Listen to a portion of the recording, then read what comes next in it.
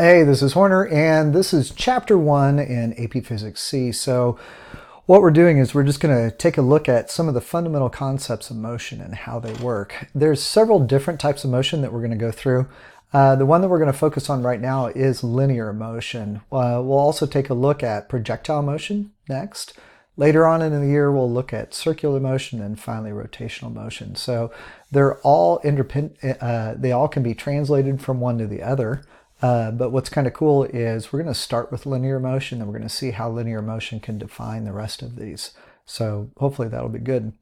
Making motion diagrams is pretty easy to do this. Really the best way to do it is to think about maybe making a video. So this video camera is taking about 30 images every second. If you do high-speed video, it's about 240. So here, there's just 4 frames. And so what we're going to do is we're going to think about putting dots at where each one of these cars are.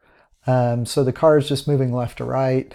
And then if we put those dots down at the bottom, you'll see that they should be equally spaced. And because they're equally spaced, we would say that they do have different positions, but those positions, the time between each one is the same. So what could you say about this? You could say that it's moving at a constant velocity because it's covering the same amount of position change or distance in each successive time period. So if we edit that video and we layer those frames on top, kind of what I was showing you with the dots, when we look at it, we would say that this is a motion diagram. And we do know that at each one of these frames, okay, so where the car is at each second, that's the same amount of time has elapsed. So it's pretty important to see that. When we look at this top one, we'll see that anytime you have equally spaced images, we know that those are moving with a constant speed. And anytime that that distance is increasing, then that object has got to be speeding up. So you'll see here that the distance for where the girl is at first is there, and now we have a bigger distance, and finally we have this biggest distance as we go through. But each one of these represents 1 second. So this would be 1 second here, and this would be 1 second here. We typically call this 0 seconds at this period of time. This would be 1 second. From here to here is another second, so that's 2, and then she ends up here at 3 seconds.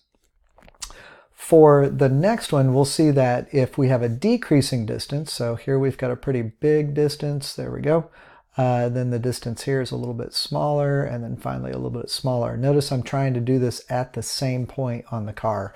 And it really doesn't matter whether you do it at the beginning of the car, or if you do it at the very end of the car, or right at where the window was, where I did it. You'll see that each one of these distances does correspond to slowing down. So pretty easy to see. For a lot of the different types of motion, we can just say that we've got dots. And so that's what I've been kind of doing as I've illustrated what you see there. And we call that point in space a particle. So if we model the object just as a particle, we call this the particle model. So that's pretty easy to see. And then we can better see kind of what's happening with the motion of that object. So looking at individual dots is a lot easier than going back and looking at the full person or the full car, especially when they overlap like that. The motion diagram for something, let's look at a rocket launch. Rocket starts down here at the bottom, and then notice that as it moves up, we do have a bigger space between each one. The numbers show the order in which these frames are exposed, and then that time period between each one, you can figure out kind of what it is. So if we say each dot is 1 second, we would say 0 seconds, 1, 2, 3, 4. If these were tenths of a second, it'd be 0.1 seconds, 0.2, and on up. So you just have to kind of think of it that way. For position and time, to use a motion diagram, we need to know where the object is and when it's at that position. So we really have to think about maybe even using a coordinate system. So for example, on this one, notice that it's not just moving in the x direction, and it's also not just moving in the y direction, it's actually moving in both. So you've got a sled going down a snow-covered hill. We have to see how the y position is changing, and we also have to see how this x position is changing. So we're using an XY coordinate system for this motion diagram now, which makes it a little bit different. If I want to find the displacement for the object, basically what we're going to do here is we're going to look at the displacement between 3 and 4. So when we do that, that is the difference between the 2 points, and we call that the change in R. Okay, so we were at this position and then we were at this position. So the vector that represents the difference between the two is the sled's displacement, and we've just given it that, that change in position. We're going to say R are our positions. R is because that's the resultant of two vectors. So I have a vector in the y direction, which is just going to illustrate up and down, and a vector in the x direction. So when I add those together, I get these little individual vectors as they move through. So there's another one, and I've got this third one. So the change in R would be between R3 and R4. And so we see that. The next thing we need to talk a little bit about is adding vectors. So adding vectors is pretty easy to do if you have two vectors. We're going to do this head to tail, okay? So I'm going to place the tail of B, so I've got two vectors here. I'm going to draw A, and then I'm going to place the tail of B at the head of A. So we call this head to tail. So head to tail, or H2T. Once I've done that, now I'm going to start where I had my first vector. I'm going to go to the position of the very last one, and I draw my vector between those, and now I've added those two vectors. So this would be vector A and vector B. When I add them, I get the resultant vector, which is vector A plus B. That would be our delta R, is what we've seen before, and then this would be equal to A plus B. So we're all set there. For the next part, we will subtract vectors. So when I subtract vectors, I'm going to draw A first. So I did that.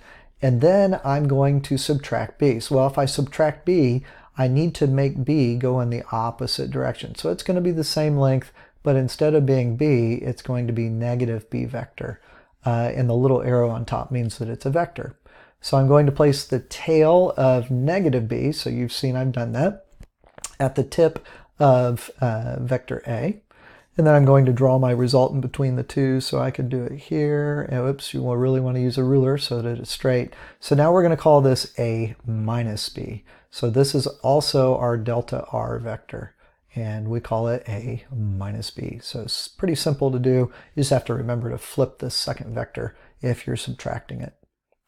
For the next part, we need to really kind of consider our time changes here. So our time interval is always TF minus TI, and different observers may kind of think about different coordinate systems in different clocks, but all of the observers are going to get the same delta R and the same delta T, depending on where they're at. So I might look at it and say that I have a car and it's here, and then it's over here, and I've been watching the car for a while, so I know this is 3 seconds and this is 4 seconds. Somebody else might watch it when it just hits the 3-second mark, so for them that's 0 seconds, and this is 1 second. But in the end, we both have the same delta T. In the same way, it might be that this car is traveling along, and I see it at here, and I see it at here, and to me, this is meter 5 and meter 6. So there's a 1 meter difference between the two. But to somebody else, they might think that the car started here. So that would be 0 meters. And then the car goes here, and this is 1 meter. But in the end, our delta R vector is the same. And that would be 1 meter.